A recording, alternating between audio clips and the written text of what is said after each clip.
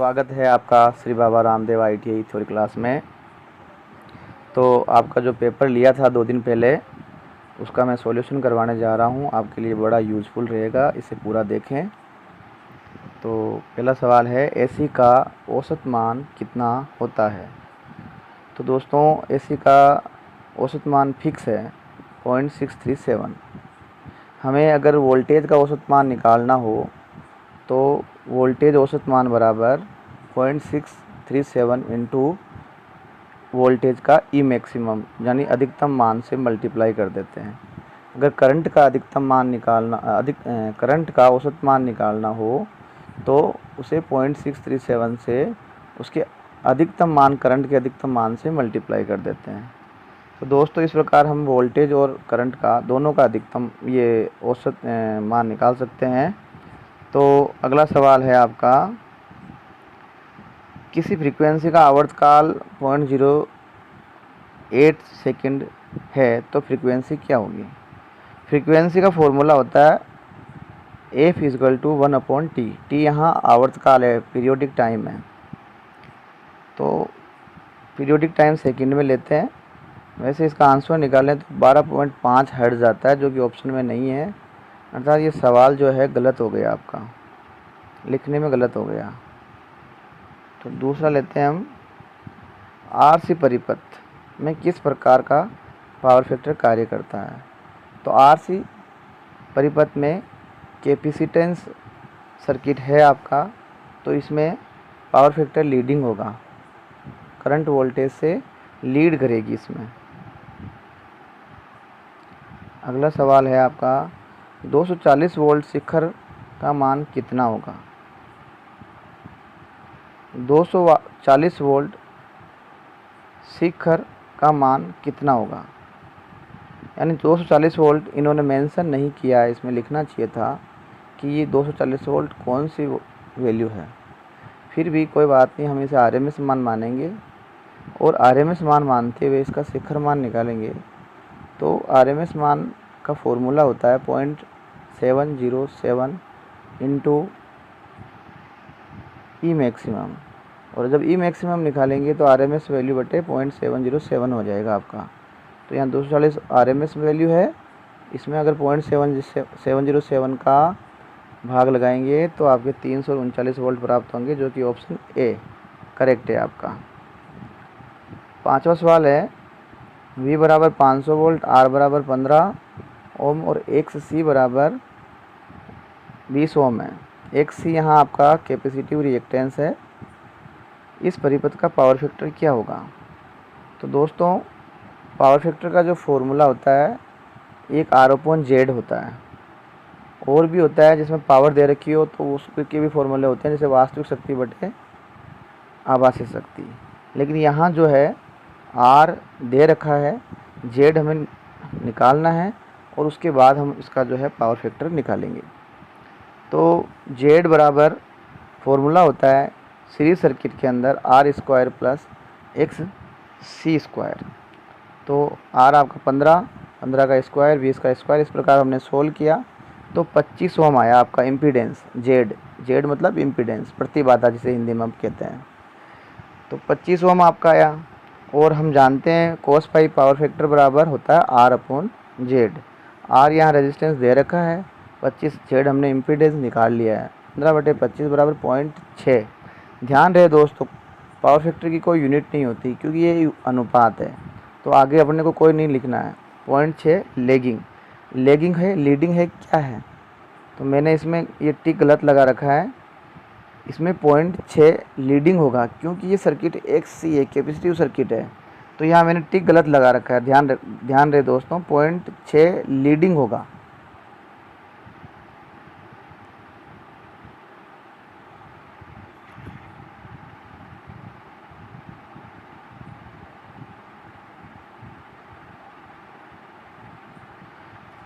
Question number 6 है, 240 volt के संधारित्र की अधिकतम वोल्ट कितनी होगी।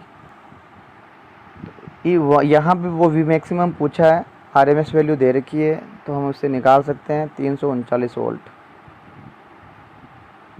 अगला है, कैपेसिटर को सीरीज में लगाने से क्या होता है। यहाँ ऑप्शन ए कह रहा है पावर फैक्टर सुधारता है। दोस्तों आपको ध्यान होना चाहिए कि पावर फैक्टर सुधारने के लिए कैपेसिटर को हमेशा समांतर क्रम में लगाते हैं, तो ये ऑप्शन हो नहीं सकता। दूसरा ऑप्शन है एक फेज़ को दो फेज़ में बदलना, ये बिल्कुल सही आंसर है, क्योंकि सीरीज़ में लगाने पे ही वो एक फेज़ को दो फेज़ में बदलेगा। इसका उदाहरण आपका जो पंखा है, स्थायी कैपेसिटर मोटर है, उसमें जो कैपेसिटर लगा हुआ होता है वो स्टार्टिंग वाइंडिंग के सीरीज़ में लगकर सप्लाई के साथ जुड़ता है। अर्थात सीरीज़ में लगाने से जो है एक फेज़ को दो फेज़ में बदल देता है। और फिल्टर जो है, फिल्टर में भी कैपेसिटर जो समांतर क्रम में लगता है, अर्थात आंसर इसका बी हो जाएगा।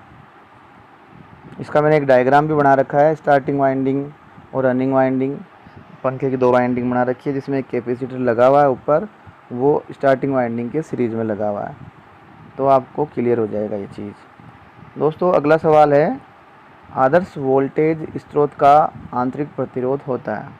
वैसे जहाँ आदर्श शब्द आ जाता है वो चीज़ होती नहीं है, केवल हम मानते हैं कि अगर ऐसा होता तो क्या होता। तो आदर्श वोल्टेज स्रोत का जो आंतरिक प्रतिरोध, इंटरनल रेजिस्टेंस अगर ज़्यादा होगा तो उसमें से जो वो पहले पड़ी पड़ी ही, मतलब जैसे बैटरी है तो वो पड़ी पड़ी डिस्चार्ज हो जाएगी, अर्थात उसका रेजिस्टेंस होगा तो वोल्टेज ड्रॉप अंदर ही हो जाएगा। कहने का मतलब है कि वो अंदर जो है उसका रेजिस्टेंस होना ही नहीं चाहिए, जितना कम हो उतना ही बढ़िया स्रोत है वो। तो यहाँ आदर्श की बात कही गई है तो शून्य होता है, अपन शून्य कहेंगे, और ये आदर्श है, क्योंकि ज़्यादा रेजिस्टेंस से वोल्टेज जो है स्रोत में ही ड्रॉप हो जाएंगे, ये अच्छी बात नहीं है, यानी शून्य होना चाहिए। अगला है, लाइन वोल्टेज फेज वोल्टेज के बराबर किस प्रकार के संयोजन में होती है। दोस्तों मैंने यहाँ दोनों ही डायग्राम बनाए हैं आपके सामने, डेल्टा और स्टार। तो ये कह रहे हैं लाइन वोल्टेज फेज वोल्टेज के बराबर किस में होती है। तो यहाँ देखो डायग्राम को आप देखोगे तो वाइंडिंग में जो VL मिल रही है, एक वाइंडिंग को जो लाइन वोल्टेज मिल रही है वही फेज वोल्टेज है, अर्थात VL बराबर VP जो है आपका डेल्टा में होता है। तो डेल्टा में ये कई बार IL के बराबर, IL के बारे में पूछ लिया जाता है, तो IL बराबर होता है √3 × IP, यानी कि √3 से अगर IP को मल्टीप्लाई करेंगे तो आपका IL आएगा, लाइन करंट आएगी। यहाँ देखो सेकंड डायग्राम मैंने बना रखा है जिसमें स्टार संयोजन है ये। तो स्टार संयोजन में जो होता है, लाइन वोल्टेज की जब बात करते हैं तो उल्टा हो जाता है। जैसे इसमें लाइन वोल्टेज बराबर फेज वोल्टेज था, उसमें लाइन वोल्टेज बराबर √3 × फेज वोल्टेज हो जाएगा। और यहाँ पे जो डेल्टा संयोजन में IL बराबर √3 × IP था, यहाँ स्टार में IL बराबर IP हो जाएगा। तो दोस्तों ये सवाल जो है इस तरह से, इसमें 5-6 सवाल बन सकते हैं आपके, जो मैंने क्लियर करवा दिए हैं, आप इसे अच्छे से पढ़ लें। निम्न में से किस आवृत्ति का सबसे कम आवर्तकाल होगा। दोस्तों यहाँ फ्रीक्वेंसी दे रखी है और पीरियोडिक टाइम पूछा है। जैसा कि मैंने ऊपर बताया था आपको कि फ्रीक्वेंसी बराबर 1/T पीरियोडिक टाइम होता है, तो T बराबर 1/F हो जाएगा।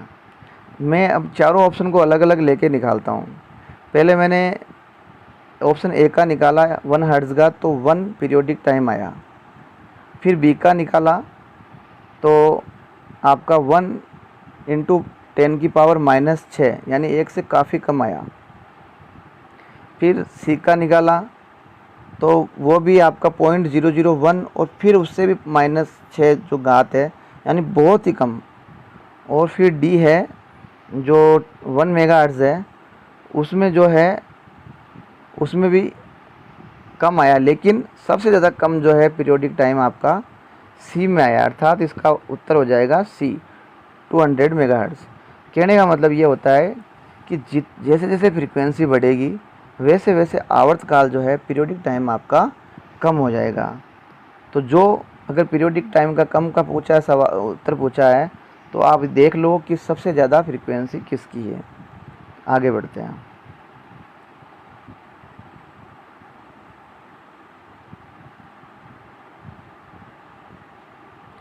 ग्यारहवां सवाल है आपका, एक प्रकाश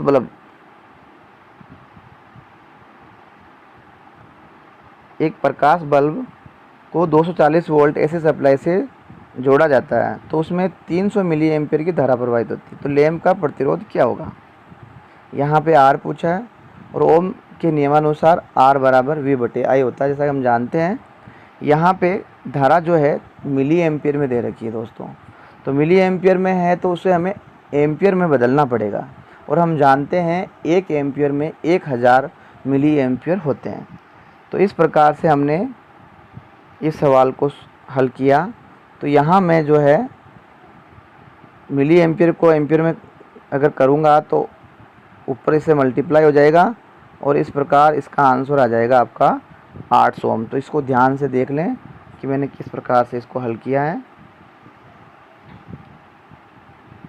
अगला है, एक डायग्राम दे रखा था दोस्तों, ये वाला केवल उलझाने के लिए दे रखा है। बहुत ही ईजी सवाल है ये।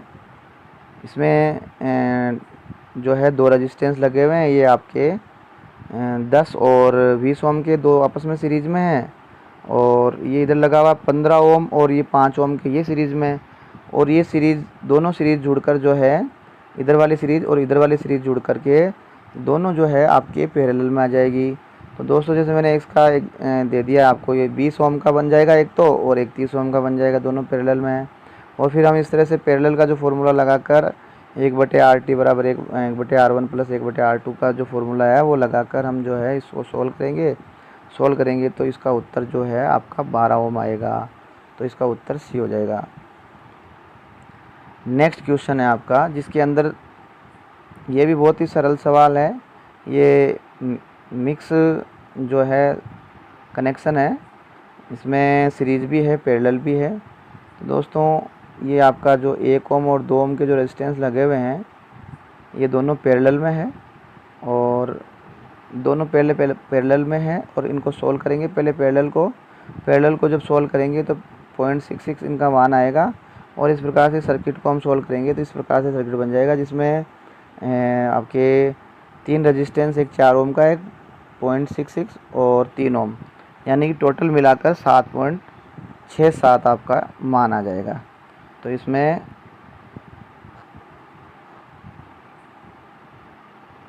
उत्तर सी उत्तर सही हो जाएगा दोस्तों इसका। अगला पूछा है, शक्ति का मात्रक का प्रतीक क्या है? यहाँ प्रतीक पूछा है तो वाट तो पूरी इकाई है, पी से प्रदर्शित करते हैं, और अपन जो है प्रतीक पूछा तो वाट डब्ल्यू लिखेंगे इसमें।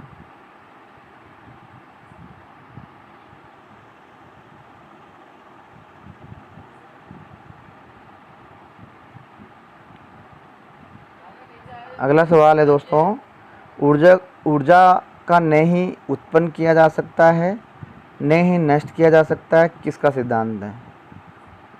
तो ये ऊर्जा संरक्षण का नियम है दोस्तों। ऊर्जा संरक्षण का नियम की ऊर्जा ना तो ख़त्म होती है ना ही उत्पन्न होती है, ऊर्जा एक एनर्जी से दूसरी एनर्जी में बदल जाती है। जैसे एग्जाम्पल अपन लें तो विद्युत ऊर्जा जो है कई ऊर्जाओं में बदलती है। जैसे पंखा आपका इलेक्ट्रिकल एनर्जी में बदल जाता है, बैटरी में अगर हम सब इलेक्ट्रिकल एनर्जी दे रहे हैं तो वो रासायनिक जो एनर्जी में स्टोर हो जाती है। तो इस प्रकार से कई जो ऊर्जा जो है केवल बदलती है, बना नहीं सकते अपन। अगला है 16वां सवाल आपका, सुरक्षा गुणांक का मान क्या रखा जाता है? सुरक्षा गुणांक का मान अधिकतम रखा जाता है। पावर का फॉर्मूला क्या है? पावर के फॉर्मूला जो है मैंने 3 त्रिभुज आपको दिए हैं, बड़े यूज़फुल है। इससे 12 आपके जो फॉर्मूले निकल जाएंगे।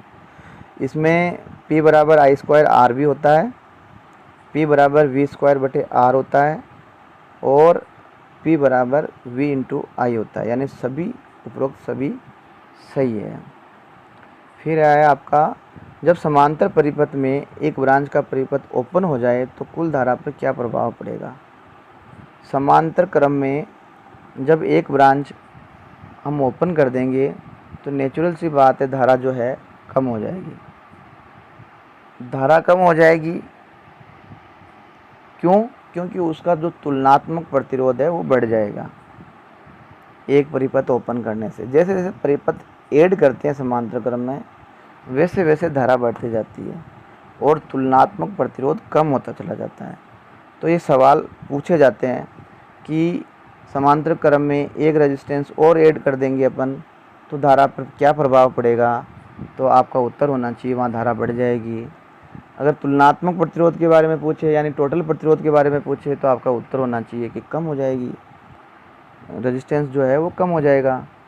अगला सवाल है आपका, यदि दो लैंप 100 वाट और 40 वाट के 230 वोल्ट एसी सप्लाई के सीरीज में संयोजित हो तो निम्न में से कौन सा कथन सही है। दोस्तों यहाँ इस सवाल को आधा अधूरा पूछा गया है। यहाँ दो लैंप दिए हैं, वाटेज उनकी दे दी है लेकिन वोल्टेज नहीं दिए हैं। यहाँ केवल वो वोल्टेज दिए जहाँ जो सप्लाई से हम जोड़ेंगे। लेकिन फिर भी क्या होता है, ऐसे सवालों में अक्सर ये पूछा जाता है 100 वाट 230 वोल्ट 40 वाट 230 वोल्ट के बल्बों को अगर 230 वोल्ट सप्लाई से जोड़ा जाए तो निम्न में से कौन सा कथन सही होगा। अगर ऐसा होता है तो दोस्तों जो कम वाटेज का बल्ब है उसका आर ज़्यादा होता है। आप जो वी स्क्वायर बटे पी का फॉर्मूला लगाकर आप निकाल सकते हैं, आर बराबर वी स्क्वायर बटे पी। उसमें आप निकालेंगे तो आप खुद ये महसूस करेंगे कि 40 वाट के बल्ब का प्रतिरोध 100 वाट के प्रतिरोध से ज़्यादा है। और हम जानते हैं सीरीज़ सर्किट में, यहाँ सीरीज़ में लगे हुए हैं, तो सीरीज़ सर्किट में जो ज़्यादा मान का रेजिस्टेंस होगा उसके पैरेलल वोल्टेज ज़्यादा ड्रॉप होंगे। तो इस प्रकार ज़्यादा वोल्टेज ड्रॉप होंगे 40 वाट के, और 40 वाट का बल्ब जो है आपका फ्यूज हो जाएगा। यहाँ उत्तर डी है, इसमें यह 49 वाट कर दिया गलती से, ये 40 वाट है।